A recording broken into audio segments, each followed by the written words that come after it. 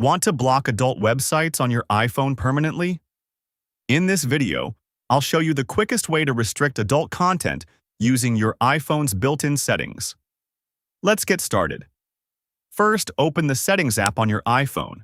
Scroll down and tap Screen Time. If you're setting this up for a child or someone else, tap Lock Screen Time Settings and create a screen time passcode they won't be able to guess.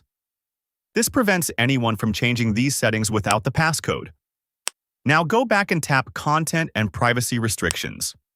Turn on Content and Privacy Restrictions, then enter your screen time passcode if prompted.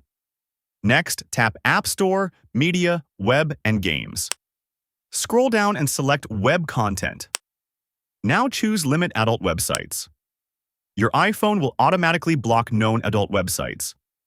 If you want to block a specific website that isn't filtered automatically, tap Never Allow and add the website manually.